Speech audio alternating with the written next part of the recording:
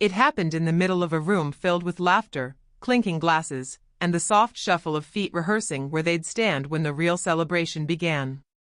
I was standing near the back of the hall, a glass of lukewarm sparkling water sweating in my hand, watching my brother and his fiancée dance across the polished floor while our parents fussed over flowers and centerpieces that probably cost more than my entire college tuition. I'd told myself I'd be invisible that day. That was the plan. I'd stay out of the photos, hold doors open, help carry boxes, pin boutonnieres on uncles who'd never remember my name anyway. Be useful, the way I'd always been. The extra pair of hands, the extra seat in the car, the polite afterthought who smiled when they teased me about how lucky I was to have been taken in. I'd learned to let those comments slip through me like cold rain, uncomfortable, but nothing you couldn't survive if you didn't stand still too long. But that day, the words didn't slip past. They stuck. It was my aunt. She didn't know I was behind the pillar, tucking tape and scissors into my purse after helping fix a crooked banner. I heard her voice, sharp, too loud, the way people talk when they think no one's really listening. Well, you know, she's always been the charity child, hasn't she? Good on her for doing all the grunt work. At least she can feel useful. Poor thing would be nowhere if they hadn't taken her in. Someone laughed, another relative, maybe my mother's cousin. The sound made my skin crawl.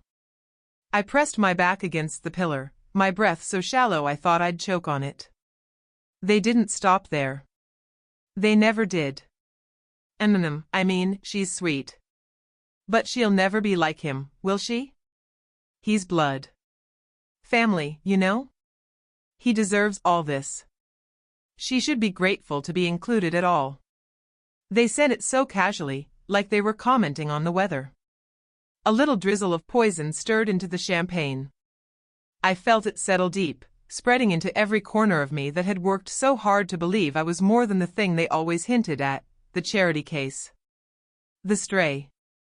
The child they rescued to feel good about themselves.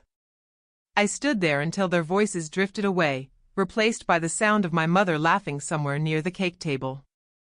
I caught a glimpse of my brother tossing his head back in a grin I'd seen 1,000 times, the golden boy, the chosen one. He'd look for me later, pull me into a quick hug that smelled like expensive cologne, thank me for pitching in like I always did. And I would nod, say of course anything for you, like I always did. Because that's who I was, the grateful girl. The one who never said no, who never asked for more than the leftover love they had to spare. But that night, in the echo of that hall, something inside me shifted. It was small, at first, just the faintest crack in the wall I'd built around the truth. I didn't want to believe it. I wanted to believe they loved me the same. That the whispered barbs and half-smiles were just old habits, harmless in the end. Yet the truth was there, in the way they called me the charity child when they thought I couldn't hear. It was there in the way no one ever corrected them. In the way my mother's eyes slid away when the subject came up, the way my father cleared his throat and offered me another helping of silence. I stood up straighter. Smoothed the front of my dress. Stepped back into the light of the main hall, that polite smile stretching across my face like it had 1,000 times before. But inside, I held the words like coals, the burn I needed to remember that I wasn't going to stand in the corner forever. If they wanted me to be the charity child, I'd show them just how much a charity child could take away. It's funny how people say you should be grateful, like it's a gift they hand you with a bow on top, as if it's not a chain they've wrapped around your neck, link by link, your entire life. I grew up in a house where that chain was passed off as love. We took you in. We gave you everything. You owe us your best behavior, your best grades, your best smile when the neighbors ask why you don't look like the rest of us. My brother was the sun, I was the borrowed light. He was my parents' miracle baby, born 6 months after they signed the papers to bring me home from a cousin's mess they didn't want aired out in front of the whole family. I used to stand at the edge of the playground, waiting for him to come find me. He'd swing his arm around my shoulders, ruffle my hair, promise the other kids that yes, I was his sister, just not really real. I didn't know what that meant then. But I learned. There was always a hierarchy at the dinner table. He got the biggest piece of cake, the best seat at the head of the table when we had company. I was the helper, passing plates, clearing dishes, staying out of the way when my parents told stories about how we saved her from that mess. I'd smile politely when relatives patted my shoulder, telling me how lucky I was to have a family so generous, so forgiving. Birthdays were the worst. He'd get balloons, gifts that spilled out from under the table, piles of envelopes stuffed with cash and promises of better things to come. Mine were small. A cake from the discount bakery. Maybe a sweater my mother found on sale. You know how tight things are, sweetheart. Be grateful. Your brother needs so much right now. His future's important. When I turned 18, I'd saved a little from part-time jobs, babysitting, tutoring kids whose parents called me such a sweet thing, given her background. I wanted to go to college out of state. Far enough away that I could breathe. But my father sat me down with a gentle, practiced sigh, and told me the money they'd put aside for education had to go to my brother instead. He'd gotten into a better school. And besides, honey, you're smart, you can figure something else out. So I did. I worked. I took night classes, community college credits. I kept my head down, lived in a studio apartment with a door that locked from the inside. That was enough for a while, just knowing that no one could walk in and tell me I was there by their mercy. I bought my own furniture, cheap secondhand stuff I carried up 3 flights of stairs alone. Every dollar I saved felt like a brick in a wall I was building between me and the story they'd written for me. My brother never noticed. He'd drop by sometimes, bright and busy, telling me about internships and big plans. He'd pat my shoulder just like when we were kids, thank me for always supporting him. I'd nod, pour him coffee, tell him how proud I was. Because what else could I do? I didn't know how to say, you were always worth more than me. They made sure we both knew that. Standing in that wedding hall, hearing them say charity child like it was a joke they'd been saving for the right audience, it made all those years click together like a chain pulled too tight. All the little humiliations, the birthday candles I'd blown out wishing to feel like I belonged, the pats on the shoulder that told me I never really would. They thought gratitude would keep me quiet forever. But gratitude is funny that way. You can only wear it like armor until you realize they never gave it to you to protect you, they gave it to keep you in your place. And I was done standing in that place. I'd always known the wedding day would test me. Weddings do that, they peel back the polite layers everyone wears at Sunday dinners and holiday parties, the masks that keep the worst parts hidden. Put enough champagne in the right people, and the truth starts leaking out in half-whispers and jokes that leave bruises you can't see until you're alone. The church ceremony was fine, beautiful even. I held my bouquet, walked down the aisle in my too-tight bridesmaid dress, smiling for the photos, the family photos they'd frame on mantels and post online like we were one big, happy, seamless thing. I'd been practicing that smile for years as polite, wide enough to hide the crack running right through the middle. It was at the reception that everything came loose. It started small, a cousin I hadn't seen in years, wine glass in hand, leaning in too close, breath warm and sour as he slurred, "Hey, remember when your mom found you at that house? Man, you hit the jackpot, huh?" I laughed it off, moved away, told myself not to let it stick. I was good at that. Then came the speeches. One after another, everyone raising their glasses to my brother, the golden boy, the real heir to the family's careful myth. His friends talked about how he'd always had their back, how generous he was, how proud his parents must be to have a son like him. They said he deserved a wife this wonderful, a future this bright. And in each toast, I felt myself shrink, a ghost at my own family's table. Then my mother stood up. She never liked the microphone much. She's the type who prefers to let others say the pretty words while she nods along, smiling that thin smile that tells you she's the one who planned every line. But this time she took it herself. Cleared her throat, thanked everyone for coming, talked about how proud she was of her son. All true. All fine. But then she glanced at me, just a quick flick of her eyes that turned the warmth in the room cold for me alone. And I just want to say how grateful we are to our sweet girl for helping so much. She's always been there for us. Even though she's not blood, she's always done her best to fit in. The words hit me like an open hand. I don't even remember the polite laughter that drifted through the crowd, or the tight smile my brother threw me from the head table, as if to say, "Don't take it personally. She didn't mean it that way." But she did. They all did.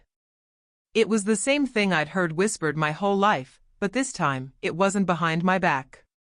It was printed on a banner and pinned to my chest for everyone to see. The rest of the room blurred after that. The music, the clinking glasses, the plates of food I didn't touch. I drifted from group to group like a ghost, nodding, refilling drinks, carrying plates to the kitchen like it was my job. It always was my job, to be useful, to earn my keep, to prove that the charity they'd given me wasn't wasted. Somewhere near the cake table, I heard it again, that word. Charity child. This time from my uncle, muttered under his breath as he told another guest how these things happen in big families. You do what you can for the less fortunate.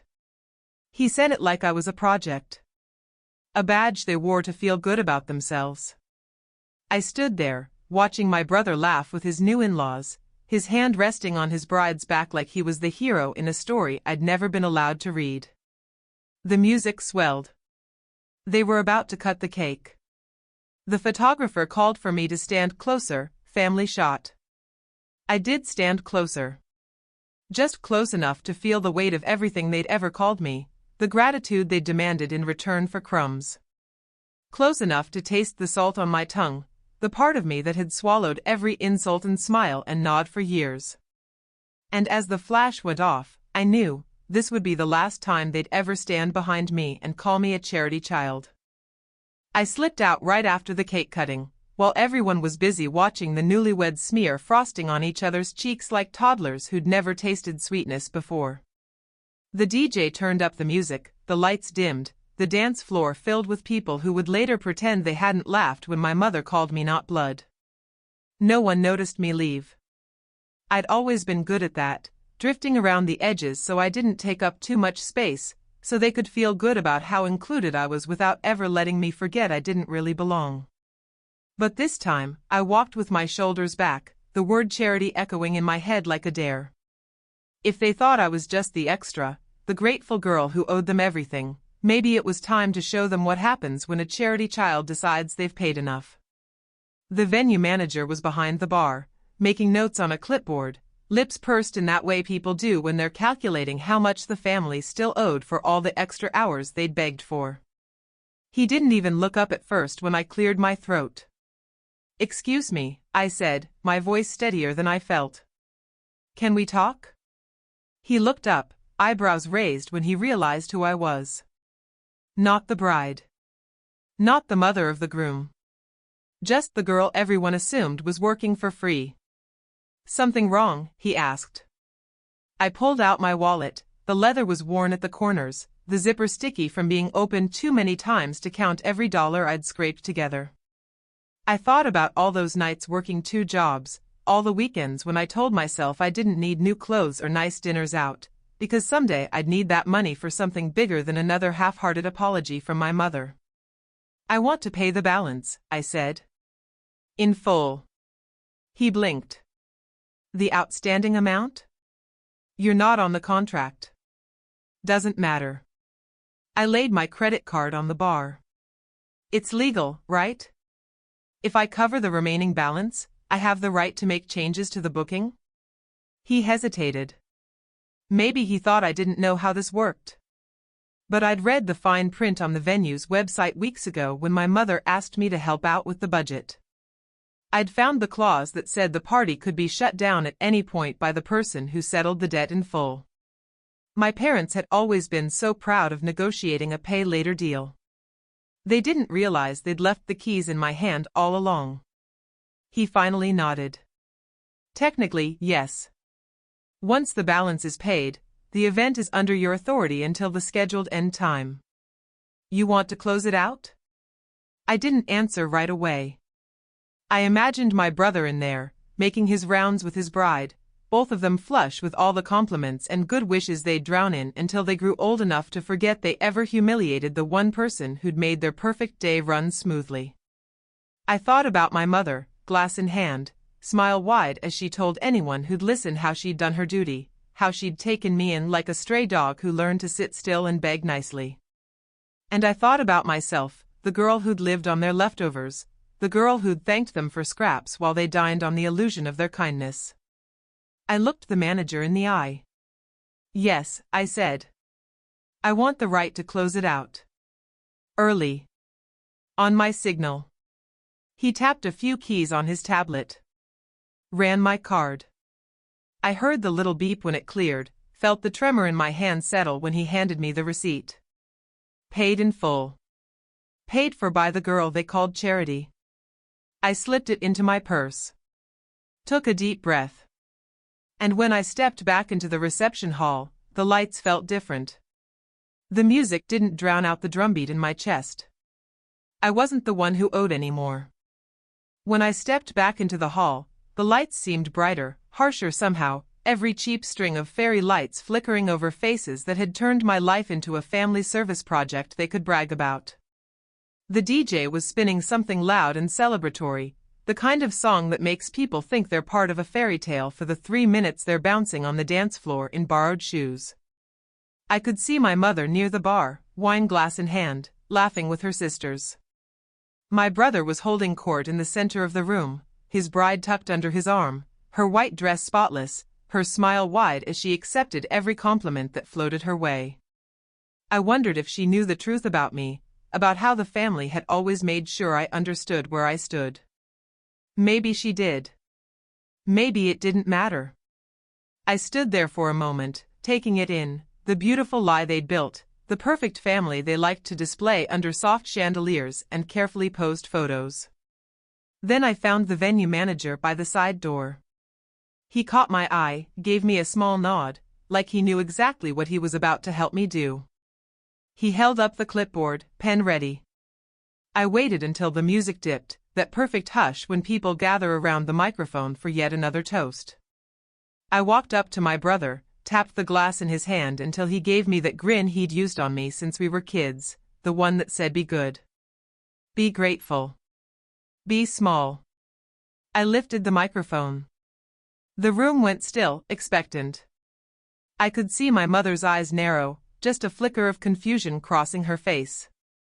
My father straightened up in his chair, sensing something was off. They were right. I just want to say thank you, I began, my voice calm, so calm I almost surprised myself. Thank you for reminding me tonight exactly who I am to you all. A few people laughed, unsure if it was a joke. My brother shifted beside me, the grin slipping. You've spent my whole life calling me your charity. Your good deed. Your extra mouth to feed. And tonight, you made sure everyone knew it. I want to thank you for that, truly. Because you gave me the clearest reason I've ever had to remember what I'm worth. Someone hissed my name. My mother tried to step forward, her fingers twitching like she wanted to snatch the microphone away, but I held up a hand. I paid the balance on this venue tonight. Every dollar. And do you know what that means? I let my eyes find hers, then my brother's. It means it's mine until the clock runs out. And I'm calling it now. There was a ripple through the crowd of confusion, then disbelief, then the first notes of panic as the venue manager stepped forward, clipboard in hand, staff moving behind him like chess pieces falling into place. The DJ's music cut off mid-beat. The bartenders began pulling bottles off the counter, corking them tight. The servers started clearing half-eaten plates. The lights flickered brighter, no longer soft enough to hide the sour expressions spreading like oil across the dance floor. You can't do this. My brother's voice cracked. I turned to him, tilted my head like I was trying to remember the words he'd used when we were kids, when he'd pull his hand away from mine in public. Watch me. My mother's mouth opened and closed, her lipstick cracking at the corners. How could you embarrass us like this? After everything we did for you. I handed the microphone to the manager, cutting her off mid-sentence. Think of it as my final charity. One last thing you can brag about, how generous you were until the very end. I turned then, my dress catching in the swirl of cold air as the doors swung open. Outside, the night smelled of damp grass and freedom. I didn't look back as voices rose behind me, begging, bargaining, already rewriting the story to make me the villain who was never grateful enough. Maybe I was the villain to them now. Fine. Let them tell that story. I knew the truth, and it tasted sweeter than any wedding cake ever could. I didn't watch them spill out of the hall like ants from a kicked nest. I didn't need to. I'd carried their voices in my head long enough to know exactly what they'd say, how they'd spin it so they were the real victims, so they could keep telling the world about their good deed that turned so ungrateful. I'd heard it all before, just never spoken so plainly, never with the lights up and the music cut and the cold truth echoing off the walls they thought I'd built for them. When the doors swung shut behind me, the night was so quiet I could hear my own pulse. It was the first time in years that sound didn't scare me. I stood under the parking lot lights, my phone buzzing in my purse, missed calls already. I let it ring. Let the words pile up in voicemails I'd never listened to. If they wanted to beg for explanations, they'd have to do it with the same mouths that had called me a burden when they thought I couldn't hear. I owed them nothing now. Not even my silence. I unlocked my car, paid for with the same paychecks they once said would never amount to anything. I sat behind the wheel for a minute, letting my breath settle, my reflection caught in the rearview mirror. I looked older somehow, but lighter too. Like I'd peeled off a skin that never fit right. When I started the engine, I didn't feel guilt or fear or any of the other things they'd trained me to feel the second I thought about choosing myself. I felt a steady hum under my ribs, the sound of something new taking shape. Not revenge. Not spite. Just space. Space to build a life that didn't need their approval to exist. I drove past the front doors of the venue one last time. Through the glass, I could see them inside, voices raised, hands waving, the bride's dress flaring out in frantic circles as she argued with staff who were already turning off the lights. I wondered if they'd remember that moment as the day they lost their free labor, their extra helper, their charity child. Maybe they'd tell the story with my name dipped in poison, a warning to any other outsider who thought they could stand tall. Let them. I had other things to think about now. When I got home, I made tea in the chipped mug I'd bought at a thrift store the first month I'd moved into my tiny studio. Back then, that mug had been the only thing in my cabinet that was mine alone. I remembered how small it had felt then, that freedom. Now it felt huge, a beginning instead of an end. I sat on the edge of my bed, the phone in hand, and opened a blank text. I didn't send it to my mother, or my brother, or any of the people waiting to tell me how I'd ruined everything. I sent it to the only person I knew would answer with no strings attached, my oldest friend from work. The one who'd seen the cracks, who'd asked more than once why I always went running whenever my family snapped their fingers. Do you want to get coffee tomorrow? I typed. Somewhere nice. My treat. Her reply came in seconds. Yes. Always. I set my phone down, smiling to myself at the simplicity of it, how easy it was to build something real when there was no one around to call you a burden for needing love you didn't have to pay for. They could keep their version of family, the one that only loved me when it was convenient, when I was grateful enough to bow my head. I'd build my own now. Brick by brick, cup by cup, quiet and steady, with people who saw me as more than the girl they rescued for praise. Not a charity child. Not anymore. Just me. Worth it all along.